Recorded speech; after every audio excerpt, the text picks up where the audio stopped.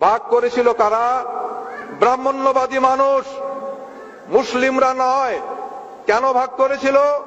বাংলা যদি ভাগ না হতো তাহলে প্রধানমন্ত্রী হতো মুসলমান, স্বরাষ্ট্রমন্ত্রী হতো শিডিউল কাস্ট।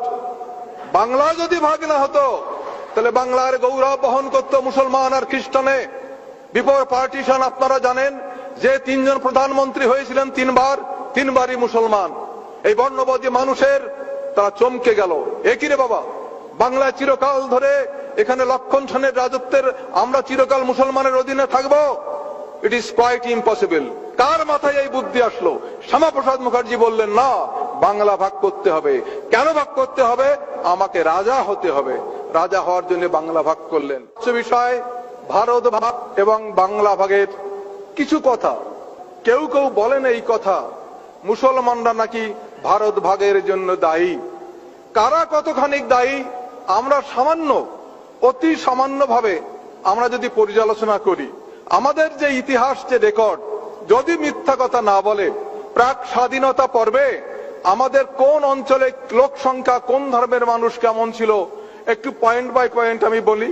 তপশিলি সহ হিন্দু জনসংখ্যার শতকরা হার বাংলায় ছিল 41.5 এবং মুসলমানদের ছিল 54, পাঞ্জাব 26.5 এবং মুসলিম ছিল 57, সিন্ধু 27.1, মুসলিম ছিল 70.7, বেলুচিস্তান শিডিউল কাস্ট এবং হিন্দু 08 অর্থাৎ অনলি 8% এবং মুসলিম 87.5%।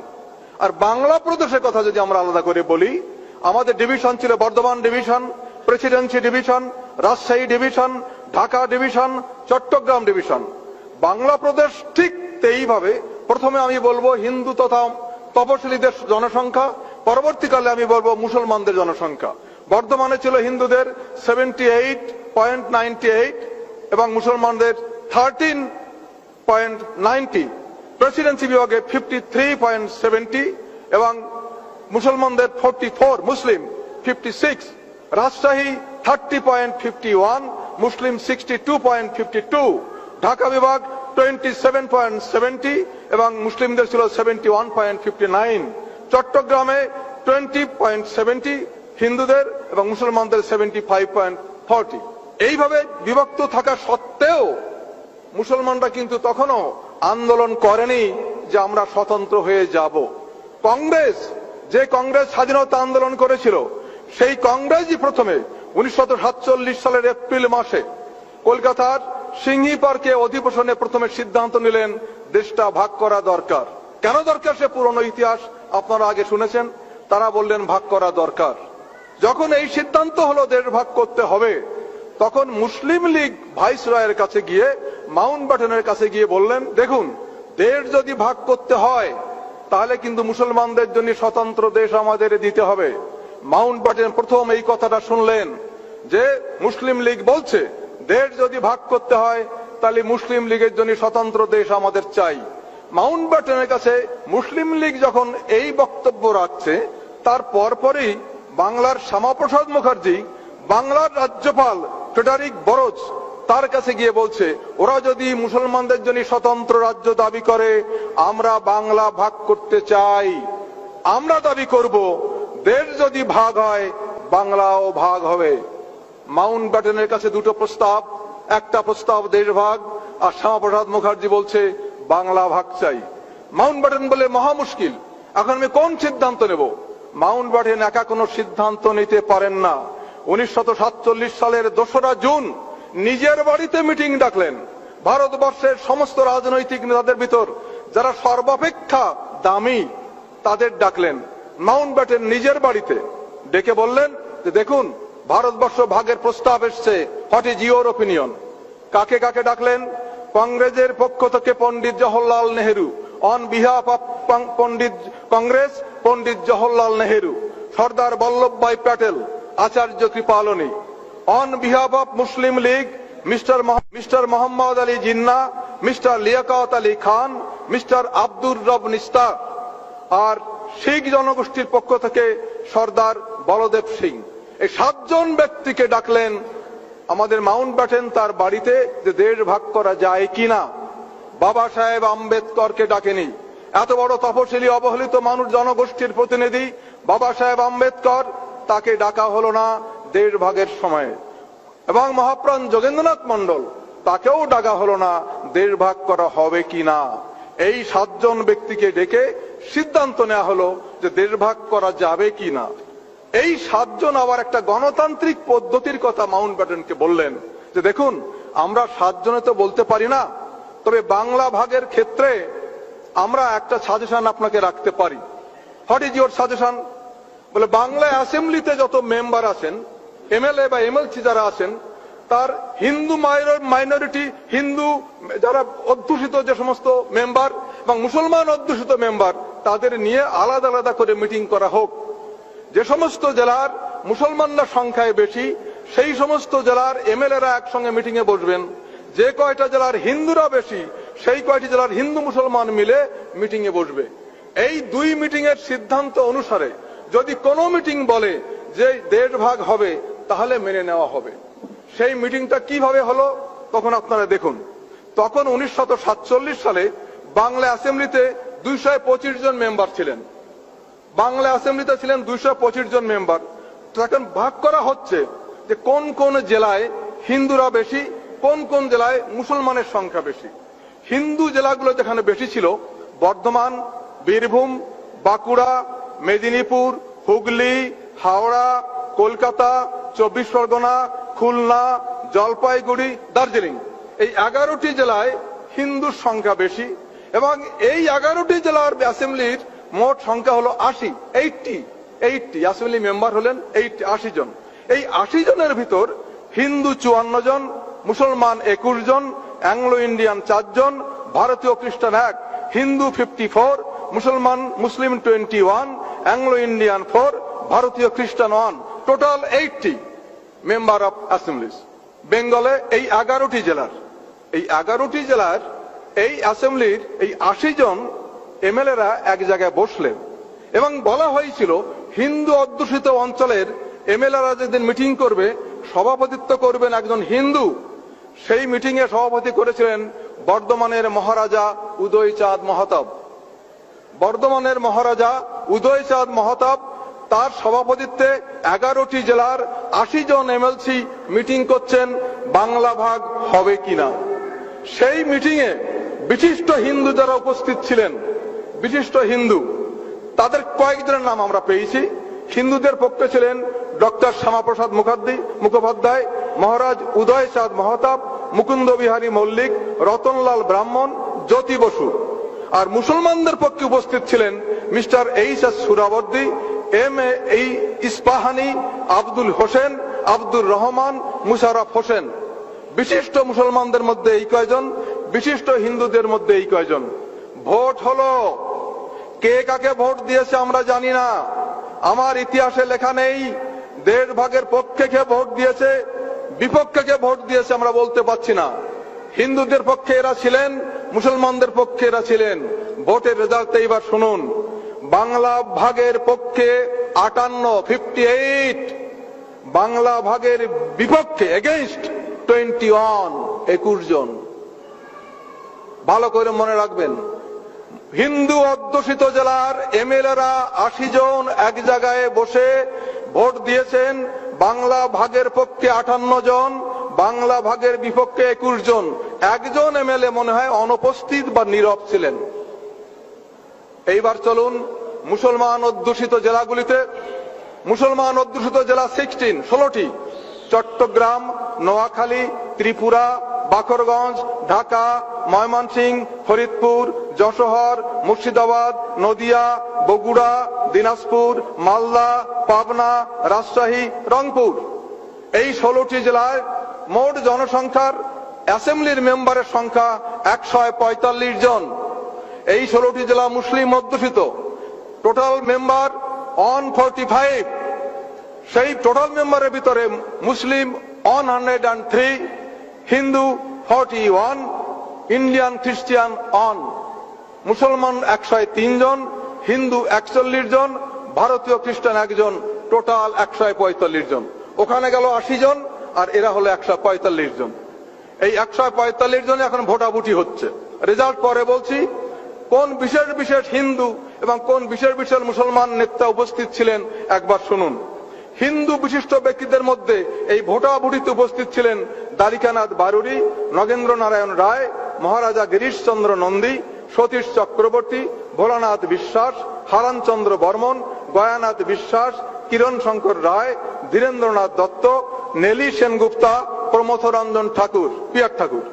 আর মুসলমান নেতৃস্থানীয় ব্যক্তিদের ভিতর ছিলেন এ কে ফজলুল হক, মোহাম্মদ আলী, নুরুল আমিন, আহমদ হোসেন, শামসুদ্দিন আহমদ, আরো অনেকে ছিলেন।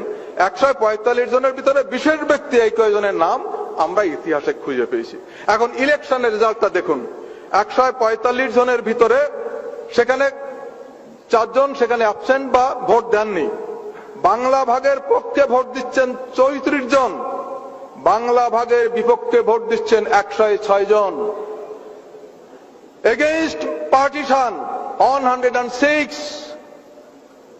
মুসলমান অধ্যুষিত অঞ্চলের এমএলএদের ভিতর এগেইনস্ট পার্টিশন 106 আর ফর পার্টিশন অনলি 34।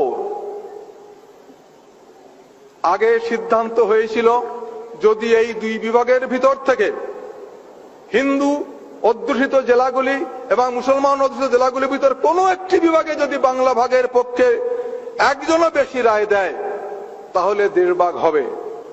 মুসলমান অধ্যুষিত অঞ্চলের ভিতরে 1.5 ভাগের পক্ষে তারা ভোট দেয়নি, হিন্দু অধ্যুষিত অঞ্চলে 1.5 ভাগের বিপক্ষে ভোট দিয়েছে। 34 আর 140 হয়, 5 জন অনুপস্থিত ছিলেন অথবা ভোট দেয়নি। এর পরেও কি বলা যায় মুসলমানরা আমাদের 1.5 ভাগ করেছে? এ খতিয়ান। ইতিহাস যদি মিথ্যে কথা না বলে কে অস্বীকার করবে?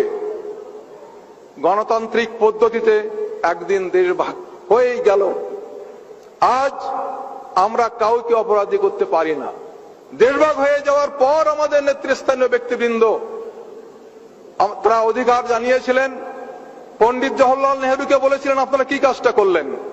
গান্ধীজিকে বলেছিলেন আপনারা কি কাজটা করেছিলেন? গান্ধীজি প্রথমে বলেছিলেন India will be divided over my dead body. India যদি ভাগ হয় তাহলে আমার এই মৃতদেহের উপর দিয়ে ভাগ হবে। ইন্ডিয়া যখন ভাগ হচ্ছে, গান্ধীজি বহল তবিয়াতে বেঁচে আছেন, কখনো একটু অসুস্থতা হননি, ডেড বডির উপর দিয়ে ভাগ হয়নি। যে সকল বাস্তুচ্যুত মানুষ আর্থিক অনটনের মধ্যে অবর্ণনীয় কষ্ট ভোগ করছে, এখনো করছেন, আমরা তাদের সকলকে পুনর্বাসন দেবার জন্য উদ্বিগ্ন। সর্দার বল্লভভাই পটেল বলেছিলেন যাদের সঙ্গে আমাদের রক্ত মাংসের সম্পর্ক, যারা একত্রে আমাদের সঙ্গে স্বাধীনতা সংগ্রামে অংশগ্রহণ করেছেন, যেহেতু তারা একটি সীমারেখার উপরে, সেই জন্য হঠাৎ তারা আমাদের কাছে বিদেশি হয়ে যেতে পারে না। দক্ষিণ আফ্রিকায় বসবাসরত ভারতীয় বংশোদ্ভূত ব্যক্তিরা আফ্রিকা নাগরিক হওয়া সত্ত্বেও আমরা এখনো তাদের সাহায্য করার চেষ্টা করি।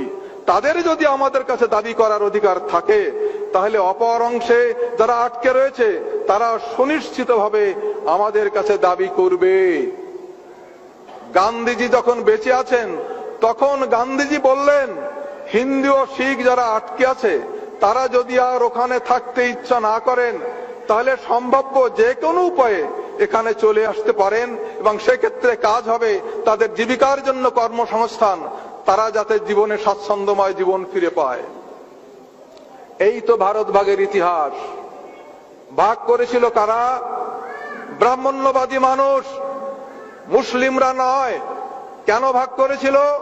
বাংলা যদি ভাগ না হতো তাহলে প্রধানমন্ত্রী হতো মুসলমান, স্বরাষ্ট্রমন্ত্রী হতো শিডিউল কাস্ট। বাংলা যদি ভাগ না হতো তাহলে বাংলার গৌরব বহন করত মুসলমান আর খ্রিস্টানে। বিফোর পার্টিশন আপনারা জানেন যে 3 জন প্রধানমন্ত্রী হয়েছিলেন 3বারই মুসলমান। এই বর্ণবাদী মানুষের তারা চমকে গেল, একই রে বাবা, বাংলায় চিরকাল ধরে এখানে লক্ষণ সেনের রাজত্বের আমরা চিরকাল মুসলমানের অধীনে থাকবো? It is quite impossible. কার মাথায় এই বুদ্ধি আসলো? শ্যামাপ্রসাদ মুখার্জি বললেন না, বাংলা ভাগ করতে হবে। কেন ভাগ করতে হবে? আমাকে রাজা হতে হবে। রাজা হওয়ার জন্য বাংলা ভাগ করলেন। আজ তাদের রাজা হওয়ার জন্য, তাদের অবসর বিনোদনের জন্য, তাদের আনন্দের জন্য দেশটা ভাগ করলো। আজকে আমার মানুষ পথে ঘাটে প্রান্তরে প্ল্যাটফর্মে তারা ভিখারির মতো জীবন যাপন করছে। আজ আমাদের কর্তব্য আছে না? আমাদের কর্তব্য আছে। দেশের 85% মালিক আমরা আজকে সেই পার্টিশনের বিরুদ্ধে আন্দোলন করতে পারি। তারা আমাদের নাগরিকত্ব দেয়নি, তার বিরুদ্ধে আন্দোলন করতে পারি। তারা আমাদের পুনর্বাসন দেয়নি, তার বিরুদ্ধে আমরা আন্দোলন করতে পারি। আন্দোলন করতে হবে। যে কোনো পরিস্থিতিতে দেশভাগ হয়ে যেতে পারে, কিন্তু আমরা কি নীরবে চুপ করে বসে থাকতে পারি? It is not our duty. আমাদের একমাত্র পথ সংগ্রাম।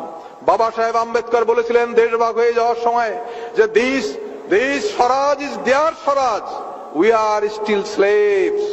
এই স্বরাজ তাদের স্বরাজ। আমরা যে দাস ছিলাম, আমরা এখনো সেই দাস আছি।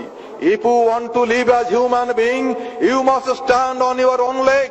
যদি মানুষের মতো বাঁচতে তোমরা চাও, নিজের পায়ে দাঁড়াবার চেষ্টা করো। বাবা সাহেবের সেই বাণী যদি আমরা অক্ষরে অক্ষরে পালন করতে পারি, তাহলে আজকে উদ্বাস্তুদের নিয়ে যে সিনেমিনি খেলা হচ্ছে, আজকে বামসেফের উদ্যোগে যে উদ্বাস্তু আন্দোলনের কথা আমরা বলছেন, যে নাগরিকত্ব বিল নিয়ে আজকে মহা সংকটে ফেলেছে, দেশ ভাগ করলে তোমরা আজকে আমরা বিচ্ছিন্ন হবে সমস্ত ভারতবর্ষের প্রান্তর থেকে প্রান্তরে ঘুরে বেড়াচ্ছি ভিখারির মতো, তারপরেও তোমরা বলছো you have no right to live in India. ভারতবর্ষে বাস করার তোমাদের কোনো অধিকার নেই, because you have no citizenship. What is this? কে দেশ ভাগ করেছিল? কার উদ্যোগে দেশ ভাগ করেছিল? কে চাইছে সিটিজেনশিপ? কি অধিকার আছে তোমার সিটিজেনশিপ চাওয়ার? আমরা আজকে দাবি করতে পারি না? পারি। তার জন্য সংগ্রাম, জীবনপণ সংগ্রাম। ভারতবর্ষের এই পার্লামেন্টের ভিতরে 1/4 মেম্বার আমার প্রতিনিধি। ওই অ্যাসেম্বলি আইনসভার ভিতরে 1/4 মানুষ আমার। তারা কথা বলে না। কোন রাজনৈতিক দলের থেকে তাদের আমরা পাঠিয়েছি? কেন তারা কথা বলে না? এই রাজ্যসভায় পাশ হয়ে গেল নাগরিকত্ব বিল, একজন এমএলএ এমপি পদত্যাগ করেনি। কি জন্য তাদের আমরা পাঠিয়েছি? What is their duty? আমাদের এখন নিজস্ব প্রতিনিধি নিজেদের পছন্দ করতে হবে। স্বতন্ত্র আন্দোলন গড়ে তুলতে হবে। যে মানুষটা পার্লামেন্টে গিয়ে কথা বলতে পারে, যে মানুষটা অ্যাসেম্বলিতে গিয়ে কথা বলতে পারে, প্রতিরোধ করতে পারে, বিক্ষোভ করতে পারে, আন্দোলন করতে পারে, সংগ্রাম করে অধিকার আদায় করতে পারে, সেই মানুষটাকে আমরা পার্লামেন্টে পাঠাবো। অন্য কাউকে পাঠাতে আমরা চাই না। আমরা ভিক্ষাবৃত্তি করতে রাজি আছি না। আপনারা সাবধান হন। Political power, capture the political পাওয়ার। বাবা সাহেব কি বলেছেন? মহারাষ্ট্রে এসছি, বাবা সাহেব ছাড়া কোনো কথা নেই। Capture the political power for your emancipation. যদি এই জাতি রক্ত মাংসে তেজ বীর্য থেকে থাকে, আসুন সবাই সংগ্রামে ঝাঁপিয়ে পড়ি। আমাদের হারিয়ে যাওয়া অধিকার আমরা যে কোনো মূল্যে আমরা উদ্ধার করলো বাবা সাহেবের প্রচেষ্টায় এবং সাংগঠনিক শক্তিতে। আমাদের হারিয়ে যাওয়া অধিকার, আমরা মানুষের মতো বাঁচতে চাই। কেননা ভারতবর্ষের বৃহত্তম সংখ্যক নাগরিক আমরা কেন ভৃত্য হয়ে থাকবো? 15 জন মানুষ আমাদের কেন শাসন এবং শোষণ করবে 85 জন মানুষকে? অতএব আসুন আমরা সাংগঠনিক ভাবে আন্দোলন শুরু করি। সেই আন্দোলনের পরিপ্রেক্ষিতে উদ্বাস্তু সমস্যা, তপশিলি সমস্যা, মূল নিবাসী সমস্যা, সমস্ত সমস্যা সমাধান হয়ে যাবে। জয় ভীম, জয় ভারত।